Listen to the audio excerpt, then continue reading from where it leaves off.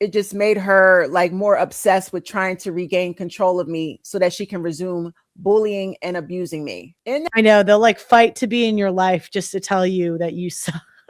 What up, guys? Welcome to my reaction series. I am dispelling the myth that mothers are the nurturing gender. Mothers are the first ones to call their daughters fat.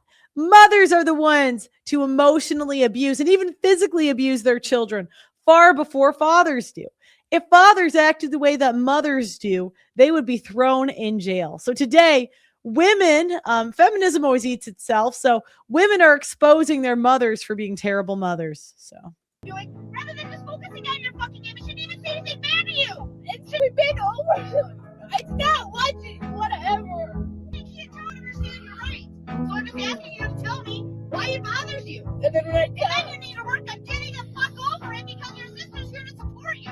Your sister is spending time out of her day to sit here and watch all of your fucking games. And all she's telling you is good job in a nice voice. It wasn't condescending. It wasn't mean or bad at all. And then you sit here and fucking cry about it. And then you blame her until she can't fucking talk to you. I'm not crying because you talk to me. I'm crying because I'm trying to talk to you. Because now it's my fault. No, I never. Because what she is fucking emotional abuse. I mean, these mothers, I'm telling you, they're evil here. So I'm really glad my mother died.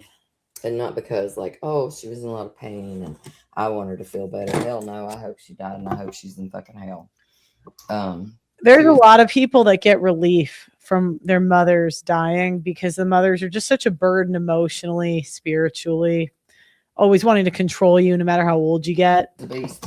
She was a wicked, wicked person, and she hated me. She gave birth to me when she was 14, and she hated me. She was in my life the whole time. She gave me to her sister to raise, but she hated me, period. I don't know why. She just did. And then she hated her sister because she had me and she was raising me and she was getting to be my mother, so she hated her for that. But because of all this, today is my baby brother's birthday, and 2 weeks ago he passed away from a horrible accident while he was at work. And because of her, I never got to have anything to do with him after about 10 years ago. And I haven't had anything to do with my other brother for the same amount of time because she had both of them convinced that I had unalived her sister, my aunt, which I did not. If that was going to happen, it would have been her. If I was going to do it, it would have been her. It would not have been my aunt. My aunt was kind and loving and giving. But so today I'm celebrating the birth of my dead brother without my other brother because of all of the rumors and shit and the lies that she's told about me and her sister that raised me, who I know is mom. So yeah, there's quite a few of us out here who... Women use emotional and verbal violence in order to emotionally terrorize everyone around them. We're glad when our mothers die because at least now her mouth has shut the fuck up permanently. A lot of people feel like that, but they won't say it. Okay, when you go now, no contact from people who are emotionally abusing you. From people who are emotionally abusing you, they're going to sit around and they're going to try to think of ways to get to you. They're going to try to think of ways for you to break your contact. They're going to lie. They're going to gaslight, and they're going to lie about things that happened so recently. You are going to feel like you're losing your mind. The biggest, most healthy thing that you can do is to have no reaction. And it's sometimes the hardest. That's so true. You can't react. The more you react, the more it gives them fuel. Narcissists. For you to do. Every single time that my mother has tried to get some sort of rise out of me, she's trying to get me to have a big reaction because then she can say, look, it is her fault. It takes everything in me to not give her that. Emotional abusers, narcissists, dysfunctional people, they need your attention, even if it's negative attention. It doesn't matter to them. They know that they're getting at you.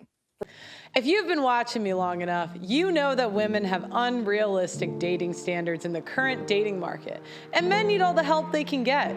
Even if you have the essentials, money, fitness, and game, you have to focus on the fine details in order to get ahead. The details that too many guys neglect is a solid skincare routine.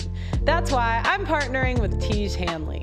Most guys either don't have a skin routine at all, or they're using random products that don't give them the results that they need. Tiege Hanley makes it simple with a complete system designed specifically for men's skin.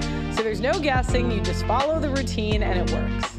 It takes 2 minutes a day and it makes a noticeable difference. you've got a face wash to keep your skin clean, an exfoliating scrub to unclog the pores and smooth your skin, and an AM moisturizer with SPF to protect your skin during the day, and a PM moisturizer to help your skin recover overnight. It's everything you need, all in one system.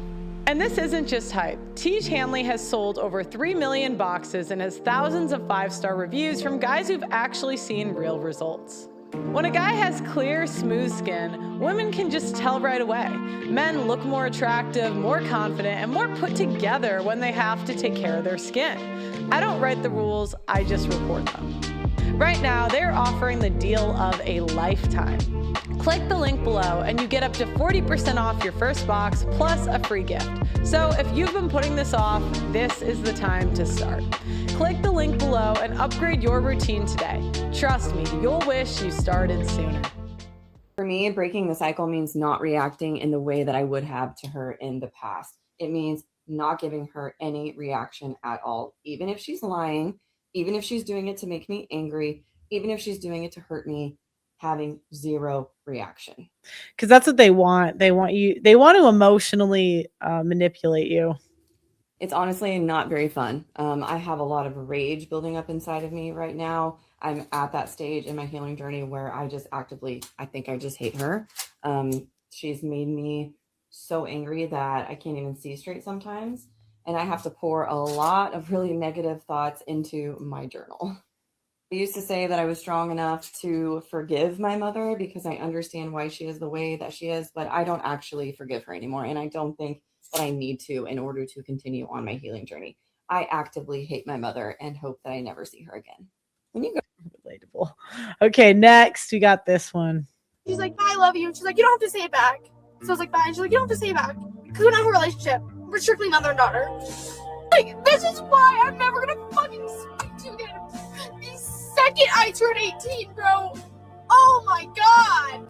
And she's like, bye. That's what I mean. It's like mothers just have to, they're so not in control of their emotions. They emotionally torment the daughters. I don't know if anybody else feel like me, but this is how I'm feeling. I genuinely. And then people will be like, your mom's so nice. And you're like, yeah, to you. To you. To you. I do not like my mom. Like, a part of me is really like, oh my God, I can't believe I said that. But at the same time, it's like, no, this is my truth. Like, I really do not like my mom. Like, I feel like I have became her in many ways when it comes to my relationships in my life. Like, I'm trying to run away from who she is, and maturing is realizing that if I don't address the problems within myself that I'm trying to run from, then I'm going to continue to stay in the pattern of my mom. I hope that makes sense. Like, I do not like her.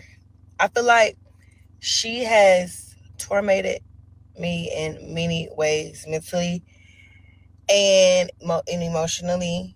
And the thing is, mothers' treatment of their children should inspire them to want to take care of them when they're old. So many times mothers, like, it's like a guilting thing. They feel entitled to the kid's future because they gave birth. And it's like, no, you have to treat your kid nice. You gotta be nice to people in order to deserve that. And I am really just trying to understand, how did I allow this to happen for so long? The real reason why I do not have children is because I am so scared that I will turn into my mother. Like, I want to be the purest, healthiest person I can be before bringing children into this world. Like, I genuinely do not like her.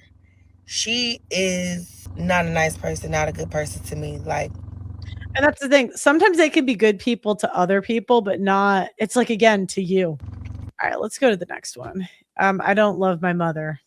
I don't love my mother anymore.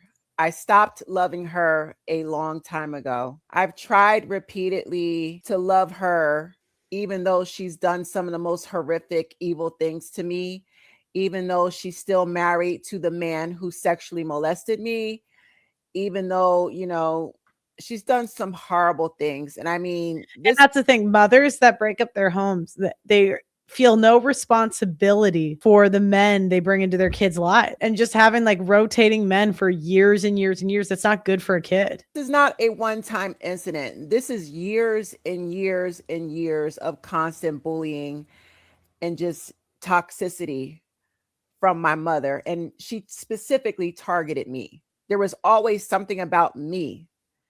But as sweet and as kind. And that's another thing. What mothers will do is they'll be nice to like one kid and then treat the other like the devil.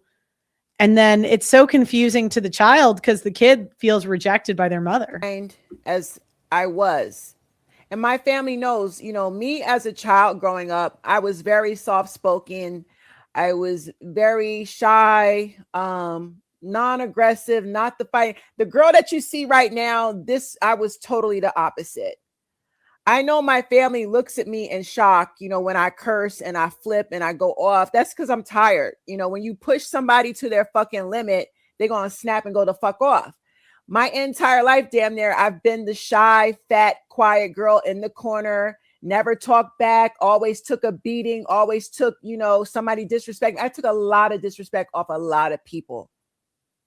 But my number one bully, my number one hater was my mother and always has been. Yeah. And it's like the mothers will go behind the scenes and like destroy your reputation with I can't talk about the things I want to say, but like they'll go behind the scenes and just destroy your reputation with everybody they can. It's sometimes mothers are literally your biggest hater. What I've come to realize is that, I cut her off over 15 years ago. And in that 15-year span, it's given me a lot of time to really study her behaviors, study her upbringing, study her childhood, and also monitor her behavior as a result of me pulling away from her. Did me pulling away from her and staying away from her change her behavior, or did it stay the same? And what I've come to realize is that her behavior never changed. All the time spent away from her, it just made her like more obsessed with trying to regain control of me so that she can resume bullying and abusing me. I know they'll like fight to be in your life just to tell you that you suck. That 15-year span, I've had a chance to grieve my mother. And another thing that I realize is that I don't actually love her anymore. I may have used to love her, but I fell out of love with her, if that makes sense to y'all. I'm trying to make this make sense. What I actually loved about my mother was the ideal of her. Yeah, it's like you want love from someone that doesn't give love. I agree with Jesse Lee Peterson. Mothers don't give love. They just give you toxicity, verbal abuse, and mental abuse. That's it. The ideal of her actually. I don't want to listen to her for 10 minutes. Let me know in the comments, guys. Did you have a good mother? Yes or no? Did you have some of the same struggles that some of these ladies are talking about? Yes or no? Put it in the comments, like the video. I'll see you next time.